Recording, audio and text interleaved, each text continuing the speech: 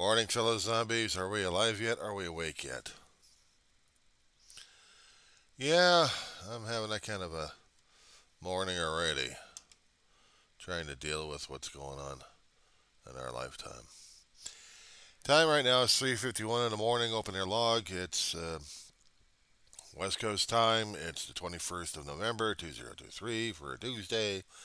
No waiver, John C. of Rosewood, California. Yeah, losing a step or two here and there about his intros. That's for darn sure. Okay, I was watching stuff online on I was watching stuff on Facebook.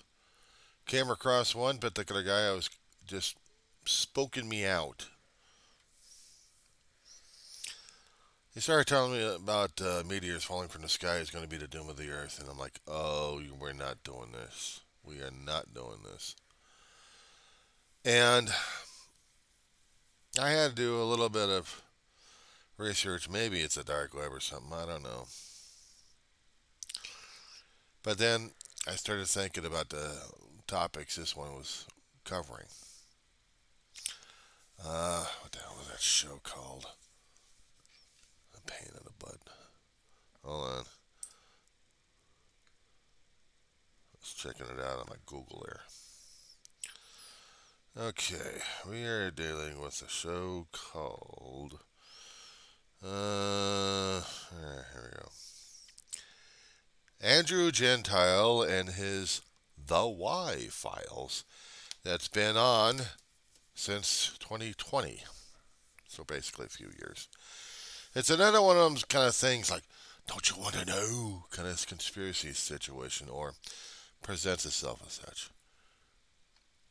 It's supposed to be science or something else like that, but I'd never heard of this damn crap before. Caught my interest when one particular topic came up when it was about the torrid meteor showers. We got several meteor showers that the Earth goes through. Different asteroid meteor fragments left and right, so we get the light shows. Sometimes they're light, maybe a few industrial. But over the past, I don't know, half a century or longer than that, we've been getting into heavier meteor coming down and scaring the crap out of people left and right. One exploded in Russia, took out a forest. Millenniums ago, longer than that maybe, out in Arizona, we had the biggest hole in there called Meteor Crater. That doesn't tell you about the Earth going to be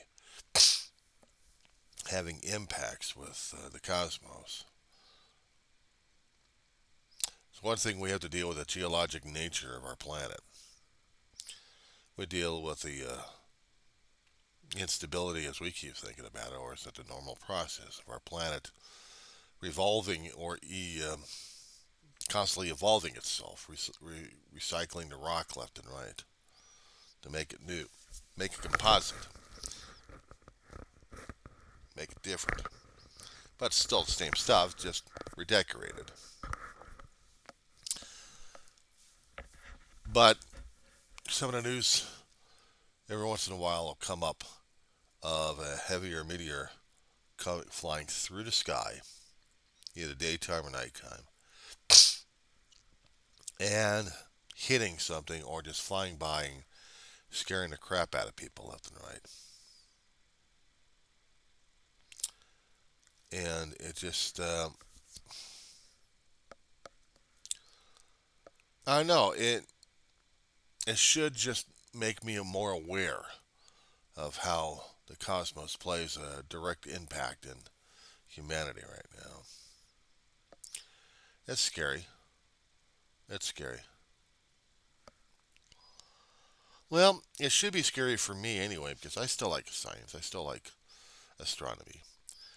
And it should be more and more aware of we still deal with a dangerous universe. We're on a constant alert for something. And it drives me crazy about this one.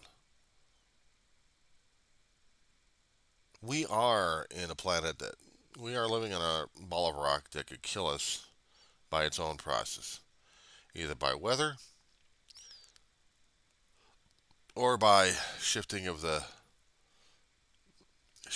Earth's crust, and we're doomed. I know it sounds like a gloom and doom one, doesn't it? But it makes me realize just how precious life is and how we have to take every moment not for granted, but just be grateful for it. Because now we got to deal with. I mean, we deal with our own politics. We got to deal with politicians. We deal with human behavior, ready to snuff out our own life, liberty, and everything else. What was it, a couple of nights ago? Our Argentina had a vote which particular lunatic did they want to have, and they had another lunatic who was going to take away their rights. He just made that announcement, and he was dancing up a storm, and he's having a ball over the damn shit. So basically, they're screwed. Argentina's screwed. Every other kind of asshole out there, and Ass Lorette, is telling us that we're screwed one way or another because they say so. Yeah. Then the universe itself says, "No, I've got this nice ball of rock here. I'm going to shove right down your pathway here. What are you going to do about it?" No, no, no. Well, God will protect us, protect me. Yeah, and then you get wiped out. Then what? Oh, no, no, no, no, no, no. Yeah, yeah, yeah, yeah, yeah, yeah, yeah. Welcome to reality, asshole.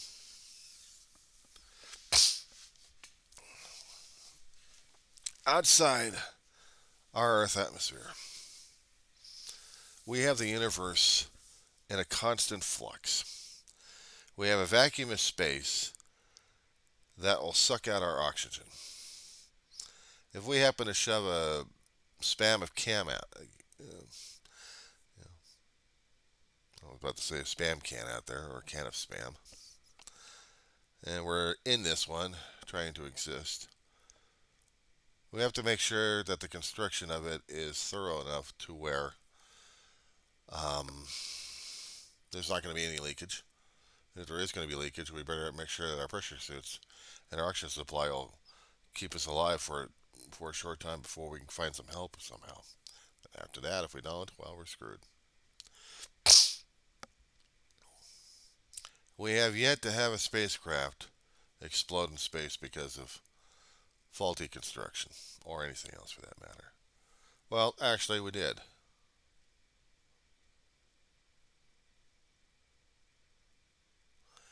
Anyway, I remembered the Apollo 13 incident. Service module, part of its guts were exploded right after the cryo tanks were stirred. It's documented. That's the dangers of space right there. We haven't had a lot. We haven't lost an. Well, actually, Russia did lose a few astronauts in space.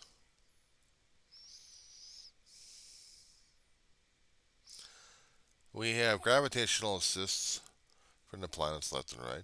You know, people freaked out when we actually had a planetary alignment several years back. I mean, everything just kind of moseyed up, and people like, and then nothing happened. We had a pull from the sun. We had most of the planets in an alignment situation over here. Nothing froze. None of the none of the gravitational forces from the planets put an exertion on anybody else to where that nothing, something can happen, but nothing happened. Only fear and paranoia and everything else going on. How does that grab you? Every time I keep seeing some of these people who are trying to tell us about, you gotta think about that, you gotta think about this. You get this intensity in their look, intensity on their face. Like, you have to think, you have to believe, you. I got a math professor over here who's got this love of numbers. Sometimes he scares me.